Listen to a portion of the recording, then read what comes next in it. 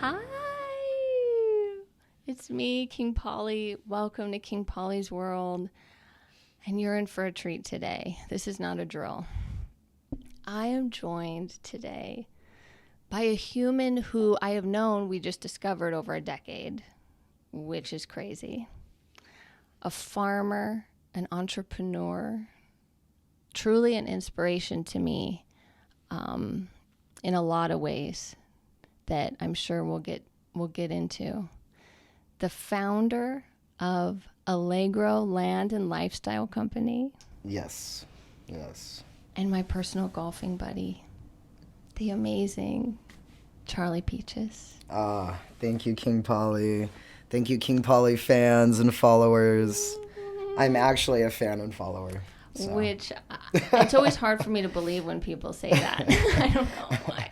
I'm always like, really? You like me? You really like me? It's so hard to make people genuinely laugh. Like, I really pay attention to that stuff on, like, when I'm watching Netflix or I'm watching something funny. And there's a difference when you, like, giggle on the inside. Totally. But when you laugh on the outside, you genuinely do that. So I will be scrolling and you bring me joy and you make me laugh all the time. And I love you and Sean's back and forth. I just think it's so neat. And I've been waiting to come on here. And I just think you bring really complex thoughts and ideas to the world, served in a very light and fun way. And so you go real deep, but you serve it real light. That means so much to me. It feels like you see me, like you actually see me. And that is one of the greatest compliments and gifts.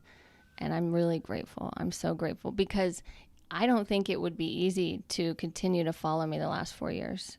Like, I posted a lot of stuff. It was really easy to follow you. Oh my God. It was really easy to follow you. And I know I'm not the only human in the world that thinks like I do.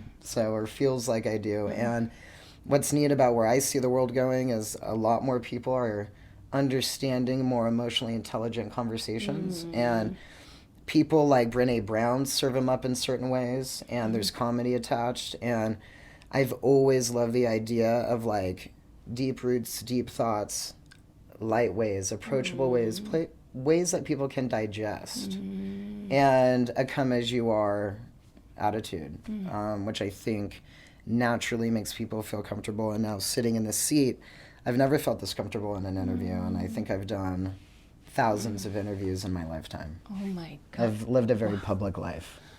That's one of the things, when I first got to know you, that was what I felt. I was like, wow, like, you are able to navigate a lot of relationships and relationships with all different types of people and powerful people and, like, hold your own. And there was always this element of strength when I would see you that you still have today, you know, like, and part of me feels that that's what almost, I don't want to say kept me at a distance, right? But like we were talking, it seems to take real rooted relationships a little bit of time to warm up. And you were just such like this leader.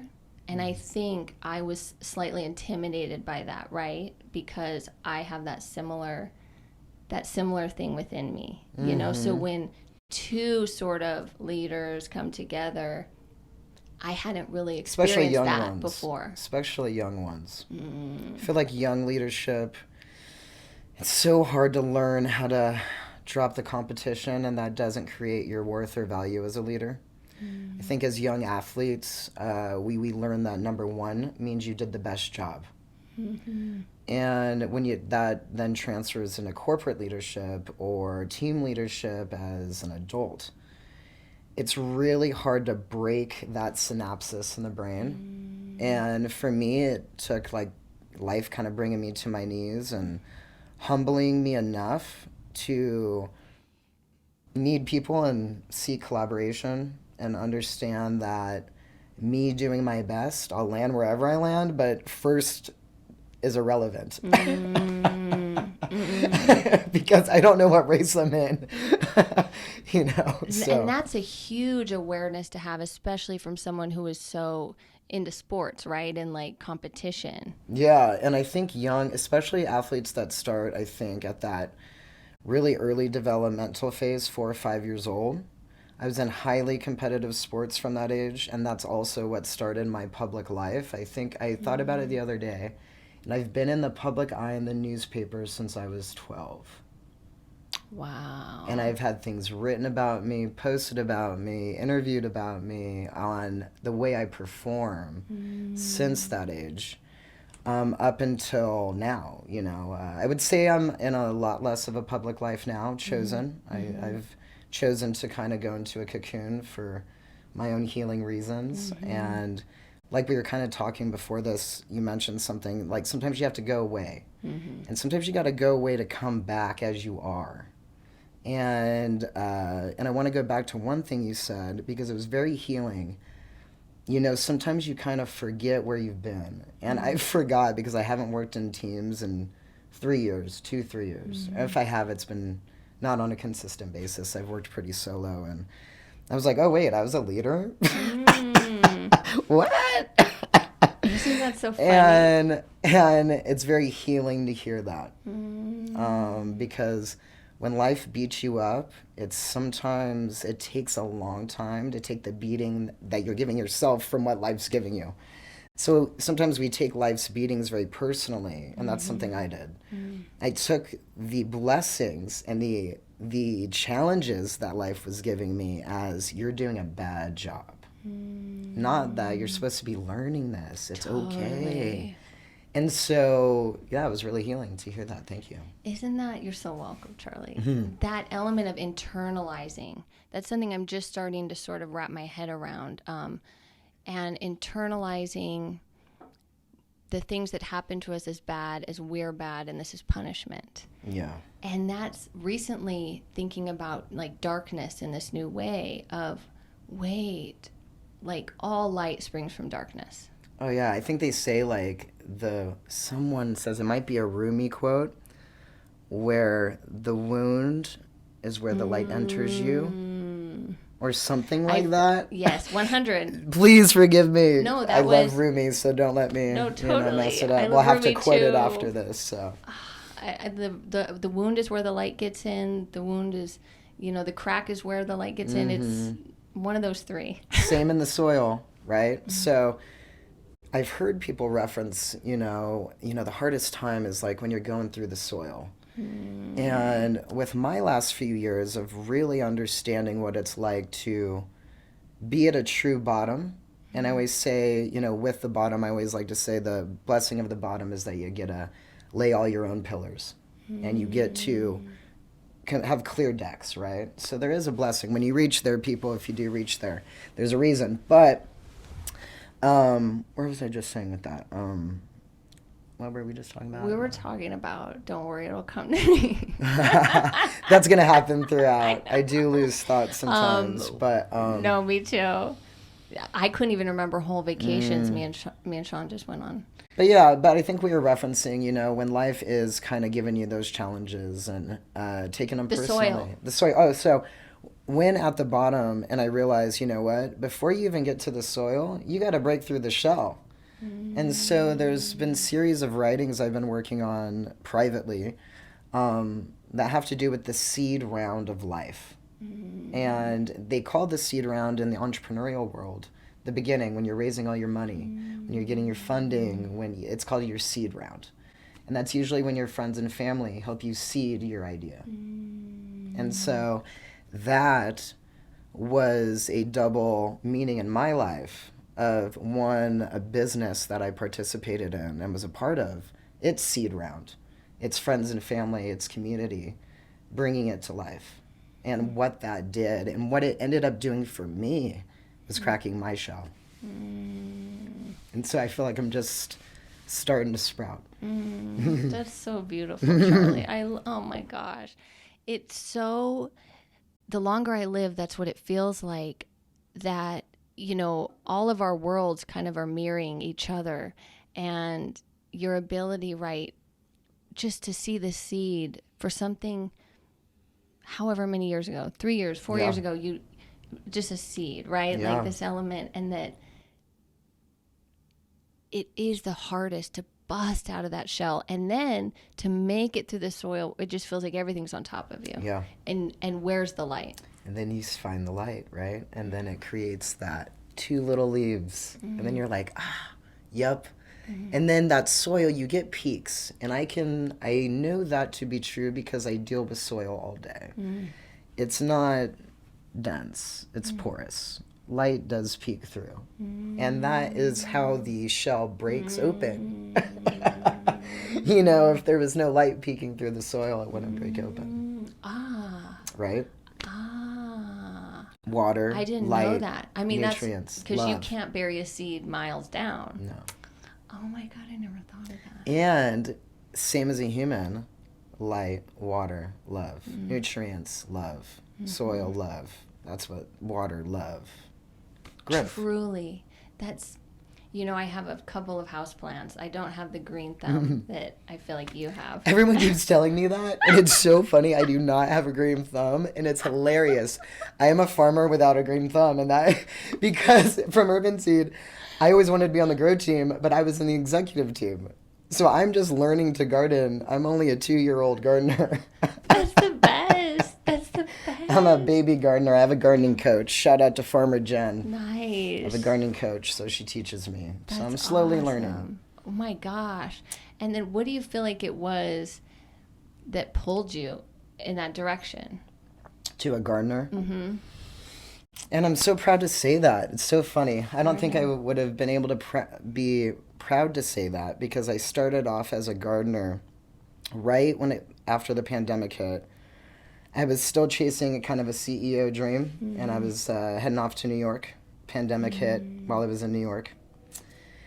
Stayed out there for 3 months just to keep listening to myself because it was the most uninfluenced I'd ever been. I'd never been alone. I never went away for college, so I was hearing some pretty deep conversations, and I didn't want to let those go. I was learning a lot, and when I came back, I left and came back with what I started with, no money.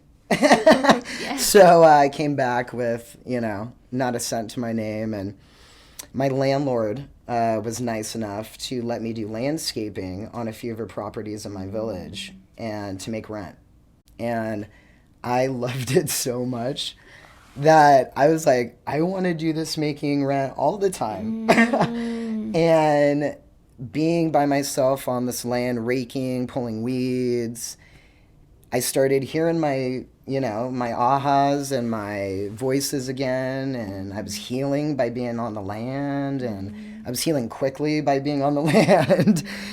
And it's, you know, it started giving slowly, very slowly, giving me the courage to grow food again and grow it in this way that with where I was just at. The only way I could. It was garden beds and seeds, and I didn't have a greenhouse or funding. So I started just with that. Started with what you had, where you were at. Yeah, Like in my neighborhood. Didn't leave my neighborhood. Still don't leave my neighborhood.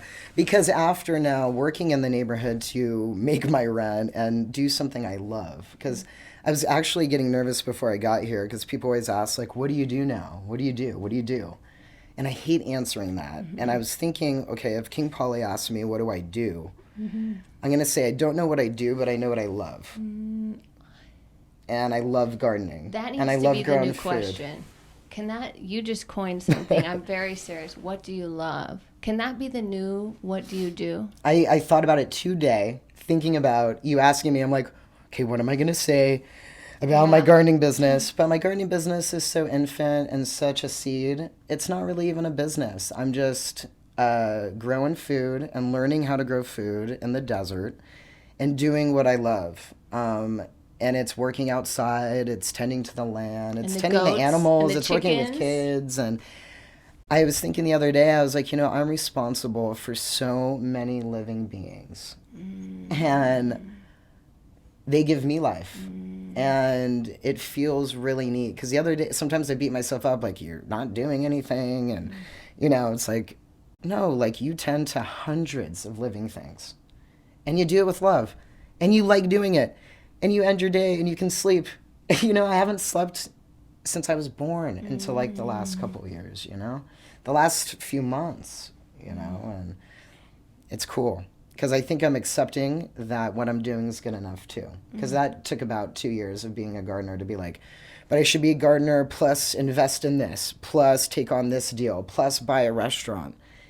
And I actually thought about buying a restaurant this, past few months. And I spent 7 months sitting with that decision. And I say this because it was a great idea and it is a good idea. But I don't need to do every good idea. And I thought about the life I would have. And it would take me away from the garden. And it would take me away from like Tuesday nights with these kids that I really love.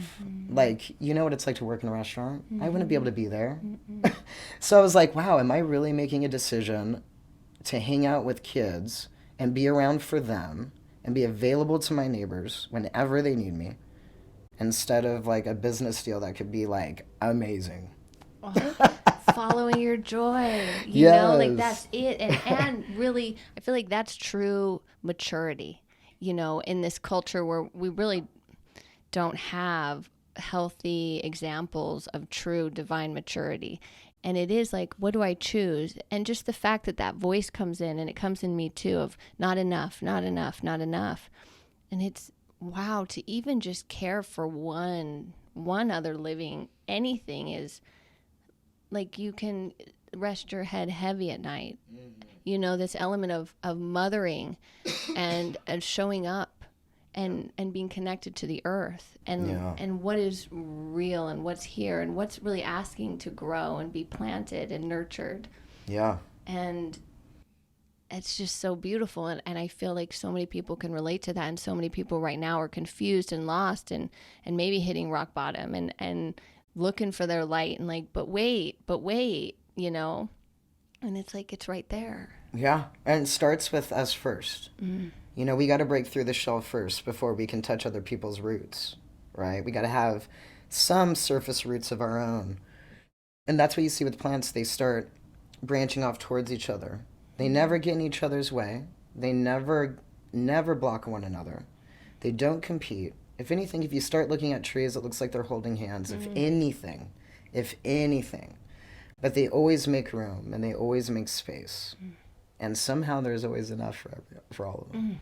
I love it. Like, it really is like, look to nature for the answers. 100%. And for those searching, when I went through my, bottom blessing phase, I had so many mentors throughout my life. Business coaches, athletic coaches, life coaches, making sure I was the perfect executive, that I was being bred to be one of the #1 CEOs in the country, internationally.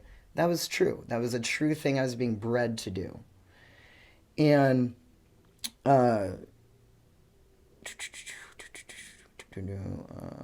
remind me. Yeah, let me go back. Let me rewind the tape. Oh, if you're at that sort of stage, looking to nature. So, when I was being bred in those ways, I had a lot of coaches, a lot of mentors. And so when you're then on your own and no one feels safe to call, no one's calling you, and so it doesn't feel like you can call them.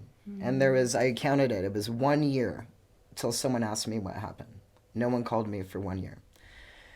And if they did call, they said, oh, I know what's going on. No one asked the question. And I was just dying to tell someone my side of what was being said about me. But I got some advice early on that said, from an attorney, that said, you're going to have to weather this storm and don't try to control the narrative. Just sit with it. And I'm happy I got that advice. Very hard advice to get and actually do for a year, because you're like, wait, but this, but that. But really getting to that place, there was no mentors, there was no coaches. And I started looking at trees, and I was like, hey, tree, like, you've been here a long time. You've weathered storms. How did you do it? It said, root down, dig deep, go in. Don't go shallow. Go deep, go down. That's how you can weather this storm. Start getting your roots. And for my entire life, up until exactly 2 years ago, almost to the day, I've always felt like I was floating. I didn't feel like I had a vessel. And I can say that in retrospect. I didn't know how to verbalize that during. Totally. Because now I know the difference of a rooted feeling and a non-rooted feeling. And making the decision to, or not even making the decision, it was no choice. I was being told and guided, the last couple of years to every decision I make, even if I don't question it too much, but you get these knowings. So I started looking to the trees as mentors, and you know, I think I was going to get into something else. So we'll stop at the trees as mentors. But I think nature in general is the greatest place to look for inspiration, admiration, motivation, healing. The plants have healed me, and children too, equally, and Me goats. too. That's definitely, I mean, our kids have been huge in my healing and my opening up, and it's interesting. My teacher just on the last pod, Sarah Durham Wilson, was talking about trees and how like a symbol for, this element of the tree creates its own tribe. Mm-hmm. It literally the tree will not be alone. Mm-hmm. The acorns fall, they grow. Yep. Like, it's a family. Oh, so this fear I've always had too of like, where are my people, or seeking out, or maybe I need, someone to tell me what to do, and all these things, right? It's like, okay, if I root and I work on that, which is very hard when you've never felt rooted. So how would you even know you're not rooted? Yes, exactly. Oh, that's why I was tripping me up, because it's a very vulnerable next phase I was going to get into, and I'll get there in a sec. But on that, it brings me back to the beginning of our conversation, and we don't know what's seeded and what's growing. So it's like, and now I actually see proof of that, because I have been a part of building over 30 businesses and companies, and I would say I've worked with hundreds of people and them doing their own business. So I've been a part of many, many businesses and brands, and public ones and non-public ones, and ones that people don't even know that I help people with. And what I found this year, when I stopped trying and when I would let go of like, well, where's money going to come from? Where's this going to come from? All of a sudden, a seed would sprout and said, hey, Charlie, remember a year ago when you helped me with this? I got upon some money. Want to give you some money for the time that you gave. Hey, Charlie, thanks for helping me with that business. You need a haircut? I got you. Thank you for helping me open my salon. Boom, boom. Hey, Charlie, thank you for helping with this. Do you need an RV? Do you need a motorcycle? I see that you like buzzing around. It appears. And there's seeds. It's like, and there's so many seeds that you've planted with your listeners, your followers, your ideas. Who knows what's sprouting and under the surface? That's so, it brings me back to this, this one quote of, the last thing to sprout is the flower. Exactly. Or the fruit, right? Yeah. Like, yeah. Don't give up before that. Like and then you see that nothing is actually overnight. You watch nature, you realize nothing not overnight, not even in years. No. I'm just in my second season, not even in years. And, after the fruit, then comes more seeds. Yes, eternal. It's eternal. It's forever. Like nothing is for nothing. Everything is forever. And because I've had so many deaths, I was talking to a friend, I even stopped telling people how many deaths I've had in my family, and friends, just in the last 24 months. I've probably lost over 11, 12 family friends. Some very tragically, some in front of me. Oh my God. Some, and when you know a lot of people, you love a lot of people, you lose a lot of people. And learning how to grieve has been very important. And what's been comforting with grief, and I know the world's lost a lot of people, so I know there's a lot of people grieving jobs, grieving relationships, grieving their past selves, grieving actual family members and friends and people they like and love, or that are no longer here. And at one point this year, I was like, looking at the seeds, watching that go. And I made a choice after my uncle passed away. I was like, you know what? I'm not going to pretend like it's gone. I'm just going to bring him in all the time. And what I found is when you're in nature, they show up everywhere. And it's like now he just went into a new form. And now I talk to him way more than I ever did when he was here physically.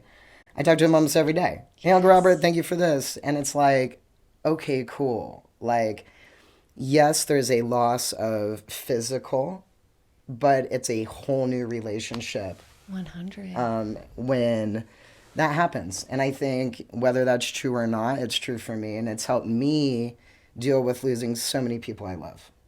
And now I'm like, I plant seeds for them. I plant trees for them. I feel them in the breeze. And, you know, it's neat. It's a different way to handle loss in life and same. Totally. Life and loss. I was even thinking that with garden beds. I was like, garden beds, we put things in the ground to grow. We put people in the ground. Things regenerate. It's like the same ending as the beginning for other things. Totally. It is. And I often say that too, just with people close to me that have passed. They became my bridge. Because I didn't have the doorway. I didn't have the threshold.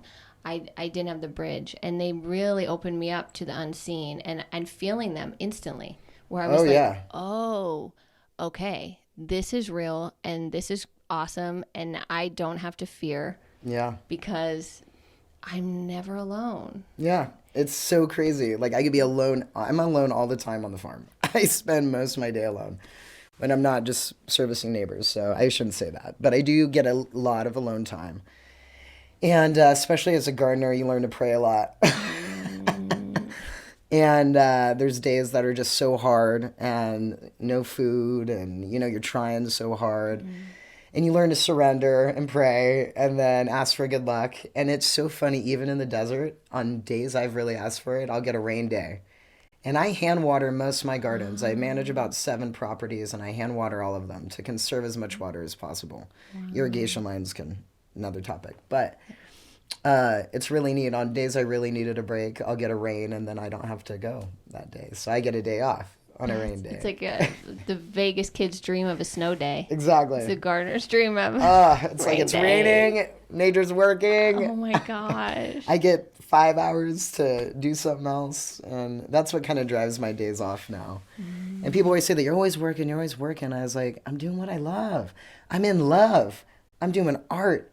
I'm like making art, man. Yes, thank God. I'm doing my life's work. Yeah. I am doing my life's work. I'm being my life's work. Yeah. Like that dream of, you know, it seems so far away, like my joy and then making a living. Like it was just like they couldn't be further away from each other. And over time, right, it's like, and to have faith through it, especially just in terms of money. And like, I know we live in a world where it's like, you need money. How? This whole, for 4 years, I made a big plan because I literally had nothing and I had a lot of, debts to pay and bills to pay and how do you survive? And, I did everything from dog walking to, and I walked 3 dogs this morning, and I was laughing because people were always like, you're always doing something. And it's like, being of service, I am humble enough now. I know who I am. I know where I am. I know where I've been, and I know what I know. And you can think whatever you want about me walking dogs around the neighborhood. It's been kind of fun because my whole life, it's always like people kind of put me on a pedestal. Like, oh, you're a CEO, you're this. Oh, now you're doing this. Oh, you're at the Palms, you're doing that. And in my village, people know me as the guy that loves gardens and cares about water. And, I love it. That's the best. And then, or people sometimes are like, oh, walking another dog, huh? And sometimes my ego will kind of be there for a second of like, and then I'm like, you know what? Like 2 of the people like I'm currently walking dogs for, one is a surgeon for animals and saving animals' lives. One's building schools in tribal regions of Pakistan and building schools for girls that have never been educated. Yeah, I'll walk your dog. And maybe that's my way of helping global world. I don't know if I'll ever do big solutions. You know, I'm really into the neighborhood solutions that we can create within the hood, in the village, for the globe. So I don't know if I'll be an international person, or helping solutions in that large way. But I love supporting people that are. And if that's watching their dogs or watching their kids, you know, I'm down. I feel like you are, like that is, take care of the village, save the village, save the world. And Yes. and it is, and I got so much out of what you just said and that humbleness, right? And I too recently have just been having to think, okay, well, I guess I got to go back to working in a coffee shop. And that element of there's this part of me that gets so sad, that's like, you're not 21 anymore, but it's like, no, I'm not 21 anymore. Yeah. So I can be of service, and no matter what I do, the chip that I used to have on my shoulder is gone. Yeah. So Yeah, there's no chips. So There's no ego. It's like I pick up trash around my neighborhood. There's nothing more humbling than that.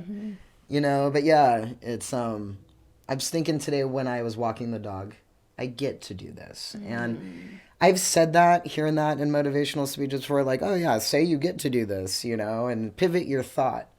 But when you actually feel that for a second and you weren't guiding that goal, like it wasn't my goal today to wake up grateful and say my gratitude stuff.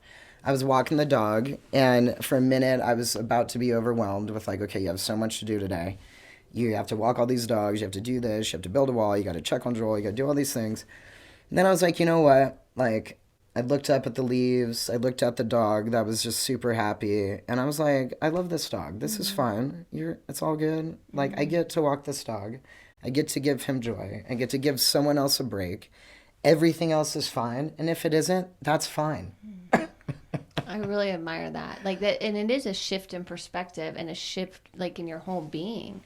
You have to be willing to drop the ball and let it just drop. See, and that's hard. I was never willing to do that. I was a No. non-ball dropper. Perfectionism. No dropping balls.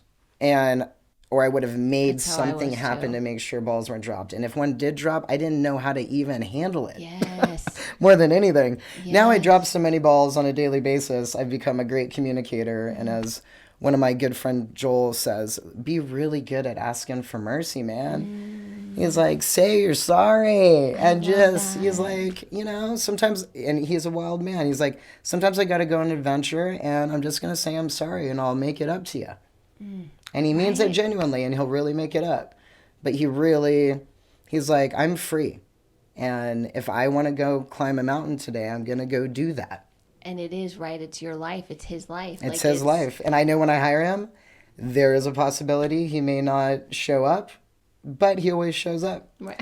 It may not be on that day, but he gets the job done. Totally. And now I've learned how not to stress out and trust that he's going to get it done how he gets it done. And I'd rather have a happy human that went on an adventure that is ready to get at it the next day and treat it as an adventure. So if I would have said, I can't believe you did that, Totally. I don't know if he wants to come the next Totally. day. I mean, that's the end of that relationship. Yeah, and that's not how it works in my line of work, because no one's on anyone's HR.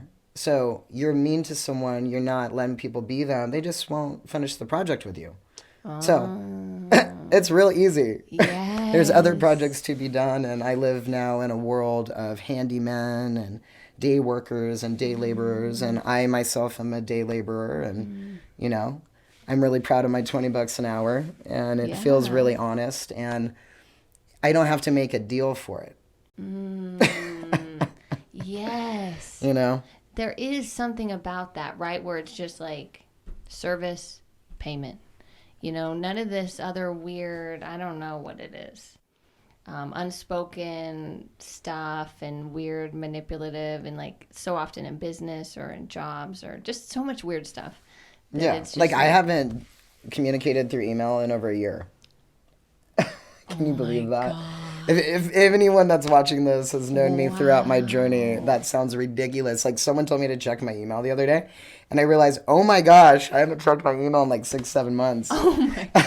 Did you have But no a one lot? emails me. Nice. There's no one that emails me. I remember one time, I think the They most... text me, and then I say, hey, I'm going to be there. I'm a gardener. And I tried to overdo it before and email people, and then I couldn't email and garden. And I was like, you know what? That's not where I'm at anymore. Or that's where I'm not at today.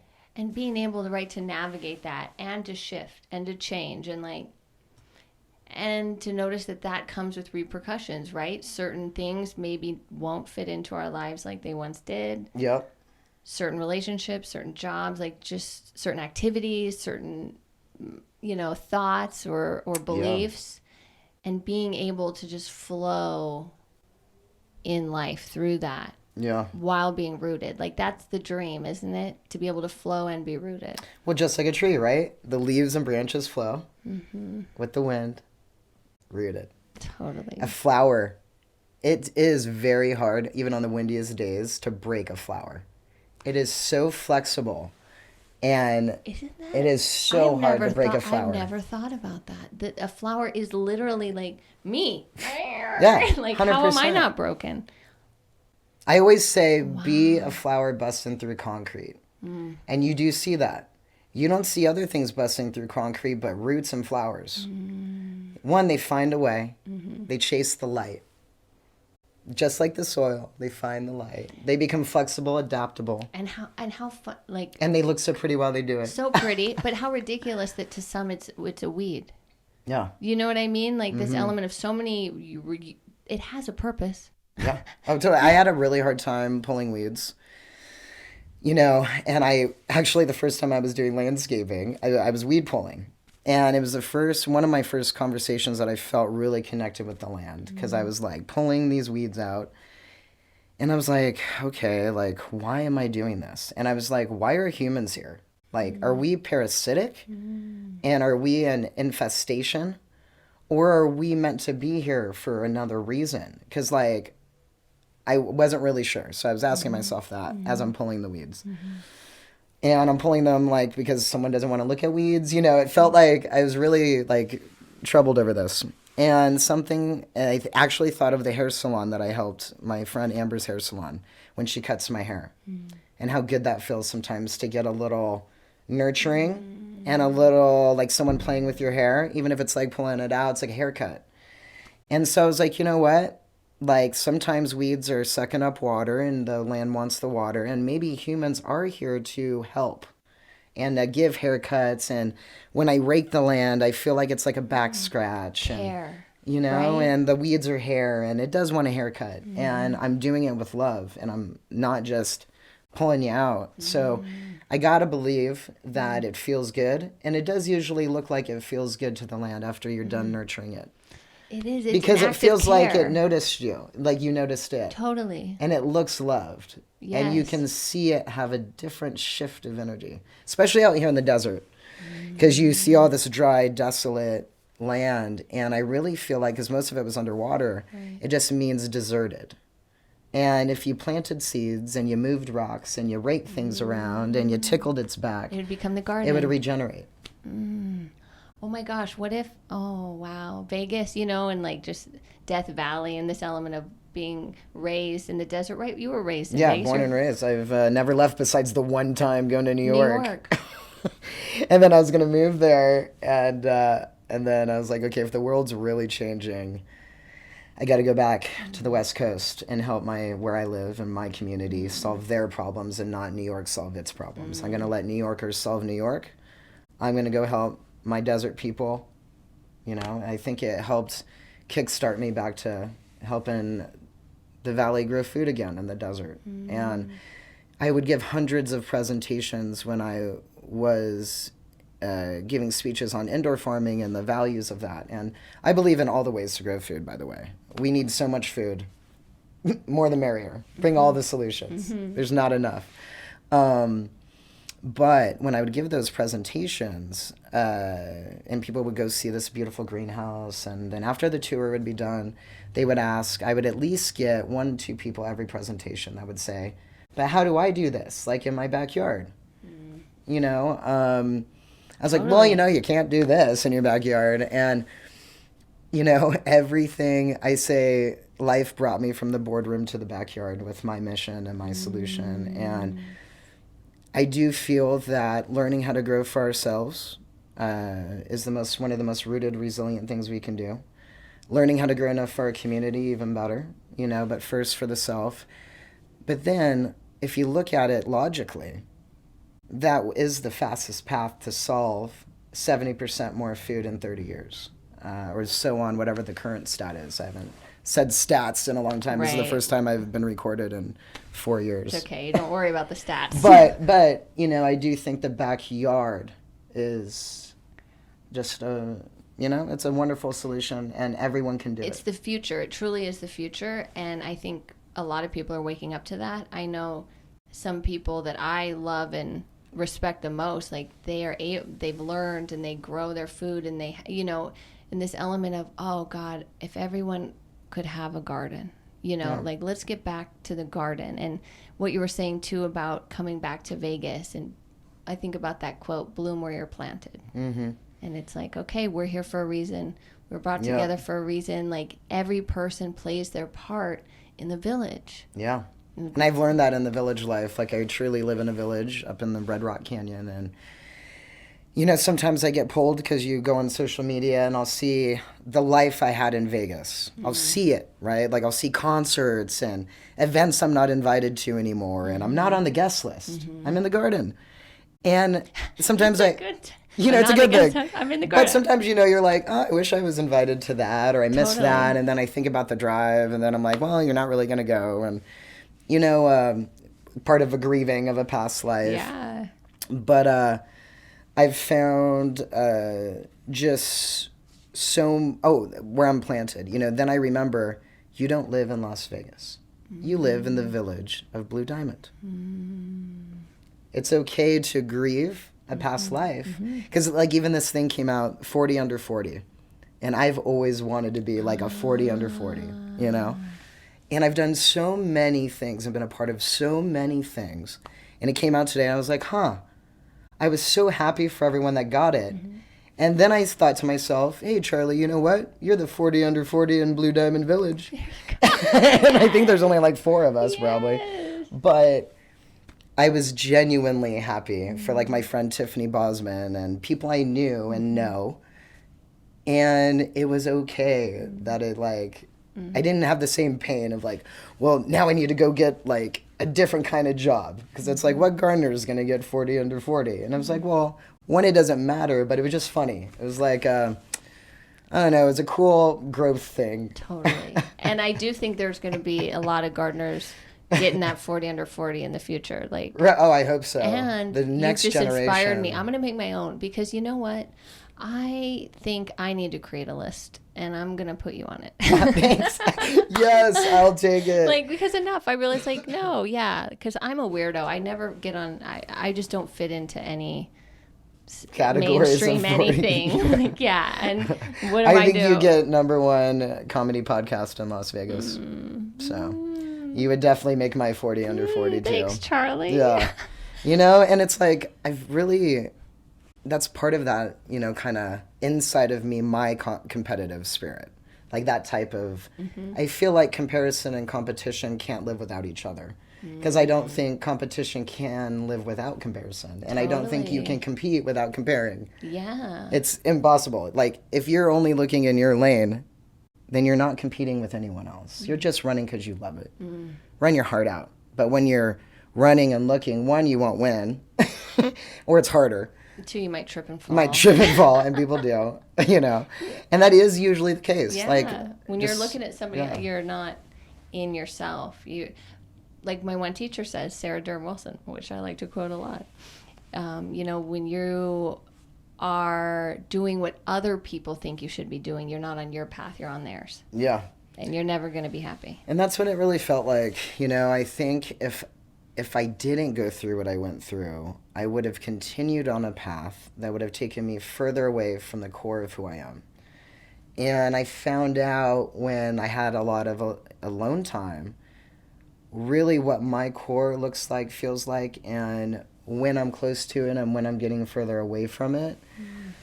And for me, the truth is, I grew up in Las Vegas with a builder and a mom that sometimes worked at a plant nursery, and a grandmother-like figure that owned a plant nursery. And I grew up with simple, loving people. They weren't crazy wealthy. I remember a time where they were for a little bit.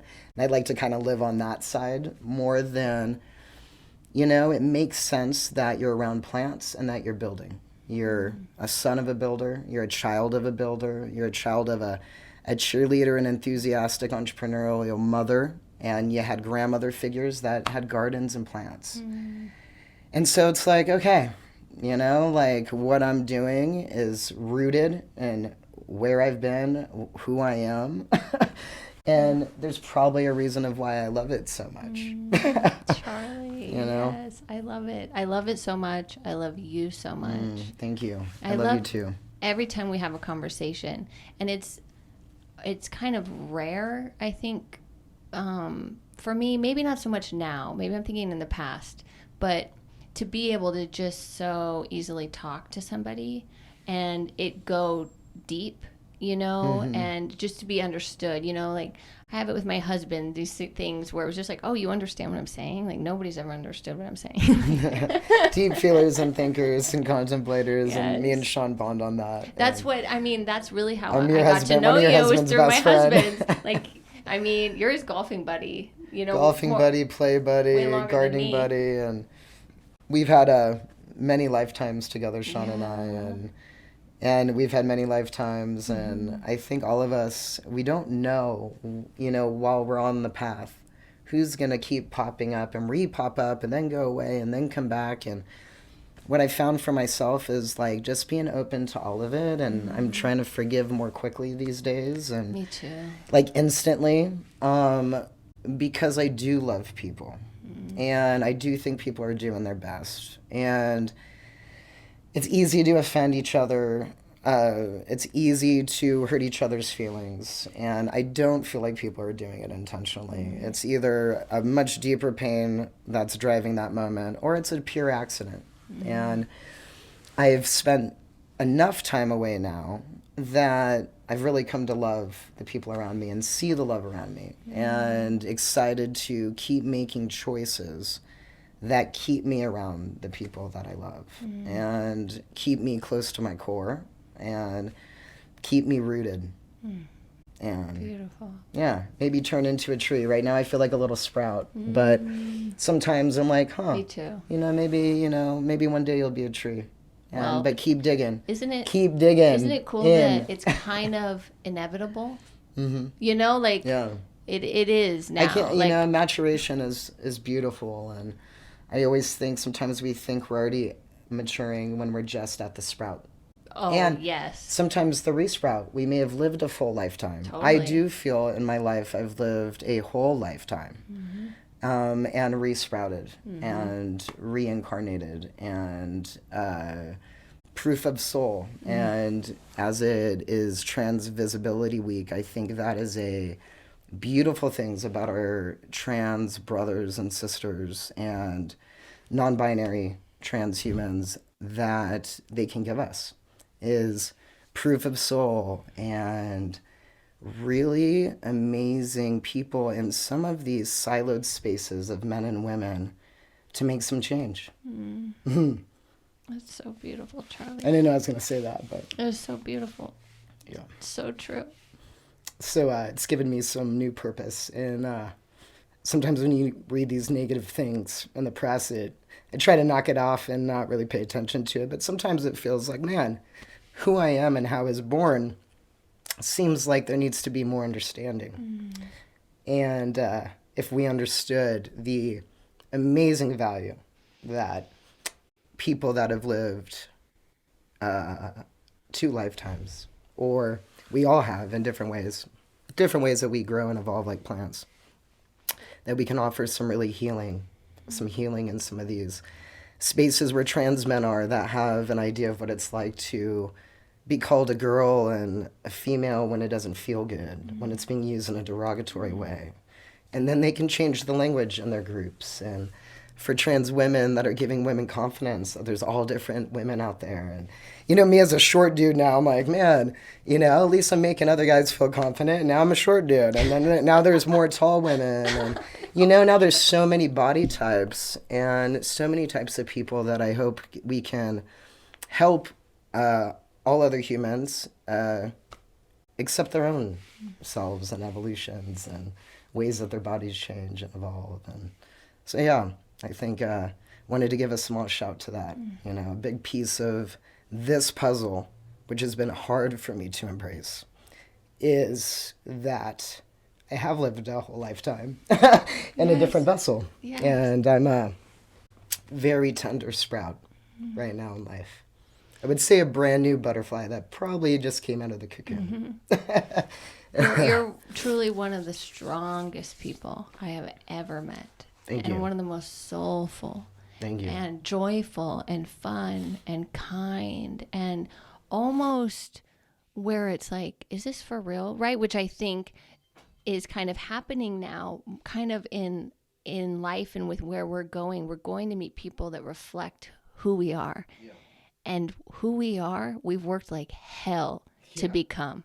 Yeah. So we're going to be faced with other warrior spirits and kind and gentle and that have truly evolved against anybody's judgments or opinions and stood and did what they had to do to become who they feel they really break are. Through that shell. Oh, it's a decision to live.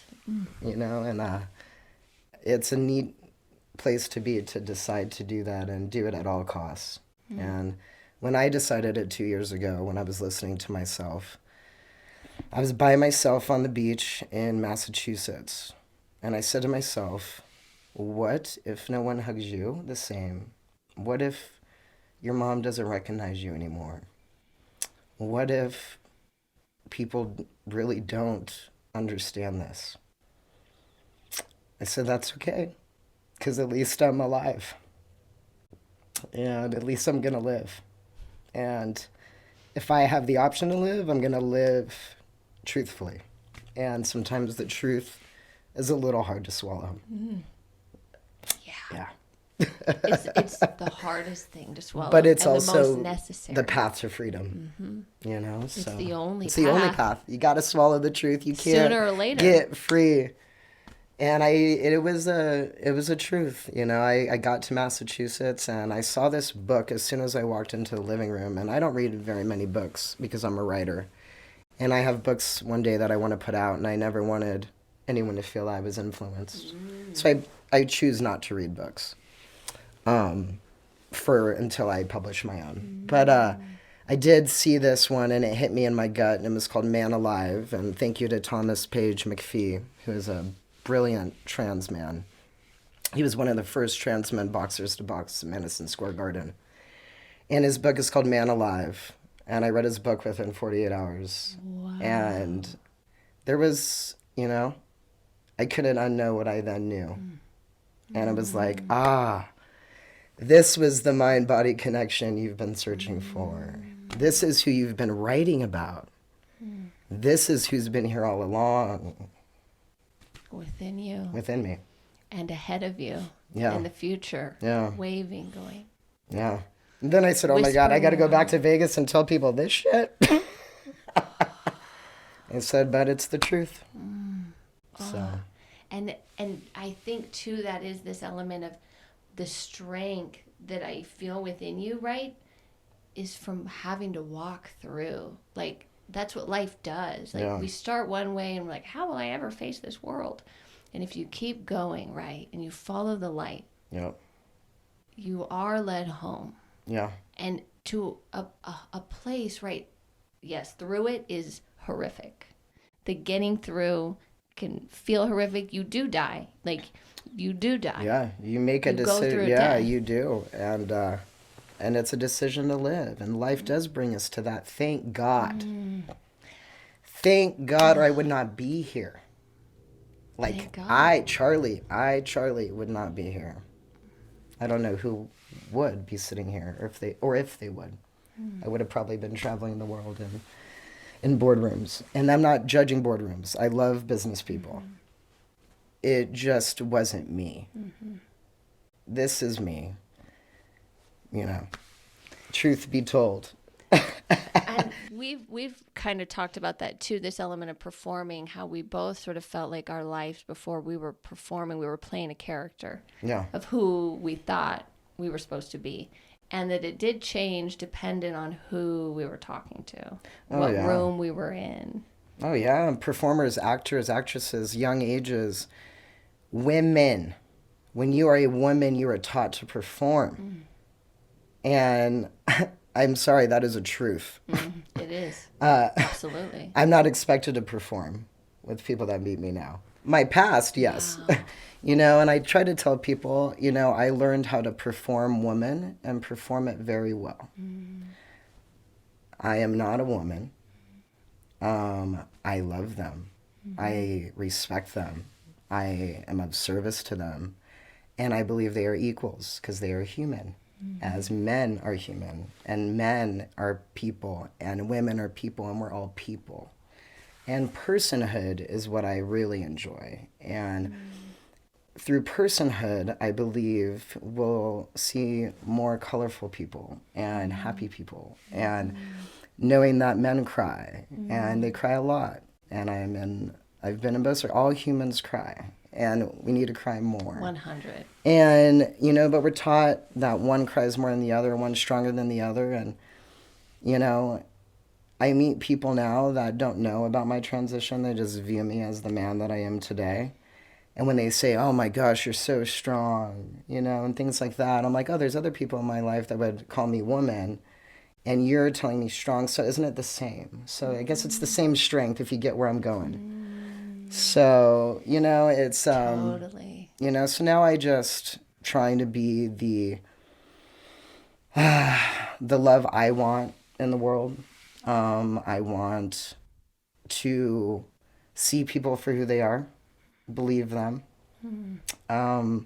do my best to know how they like to be greeted and what their name is and what makes them thrive and feel the best. And then I want to model that. I don't want to put, you know, woman on you and podcaster. You can tell me who you are and I'll believe you. And that's my biggest mission with humans right now, is because I think that's what I crave. I crave people to believe that men like me are born like me. I crave for people to see me with the truth and the human I am standing as today when they are from my past. And that's a lot to ask. So I'm patient and I'm learning how to deal with my feelings, and it's equal in feeling unloved, but also seeing so much love and effort. And that's what I've seen is people may not get it right. I still may hear Rachel or she, but I see effort, and that effort is the love. It's like we can't control if we make the garden grow, but we can show up and do our best. Everything you just said was just so powerful and moving and beautiful, and truly should be a manuscript for your next book or for your first book. Yeah, when we'll see as I kind of keep writing. But I mean, you've helped me so much too, and just, you know, in learning and growing. And it's so interesting though that, you know, people are so connected to how things were, right? And who someone was. And that a lot of times we can't see outside of ourselves to how this person is feeling and honoring another's truth. And I really, really feel like as a collective, we're waking up to that. And those who can't wake up to it, there's an expiration date, because this is the human spirit and this is evolution. And this is what it's to be human. Truth, like everybody gets their truth.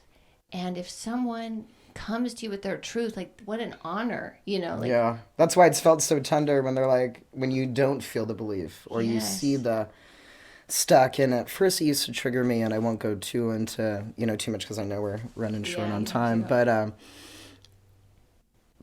but I'm just willing to be patient and keep, as I see how tender I am as I come out in my truth, knowing how to take care of myself and, embrace myself too. Like, I understand that who I am can come with some complexities or some new things that we need to learn or a new language that we need to learn. And in the beginning, I used to think, no one's getting it right and no one loves me. And then I thought, okay, but I love me. And then I was able to start seeing their effort in ways. And now I've just taken a patient approach but a patient approach knowing that I'm just tender right now. Right. It's my first time in my truth.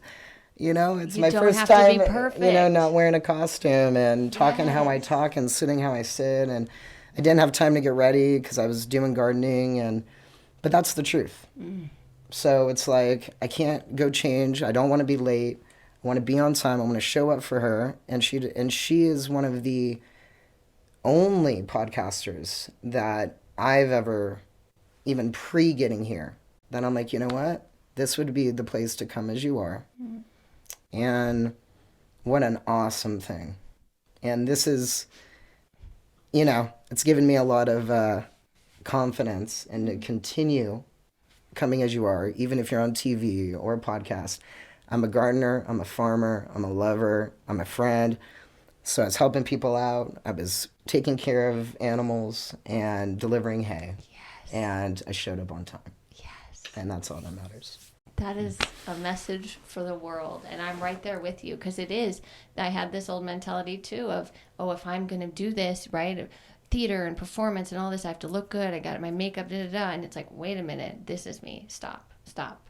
Like, I'm comfy. I wear sweatpants. I don't wear shoes. Maybe I'll put some eyeliner on, whatever. But this element of the old way is dead. I'm done living in other people's eyes. I want to live in my heart. Yeah. Oh, Charlie. Heart forward. We can trust it. We can trust it. Heart forward. Yes. We can trust it.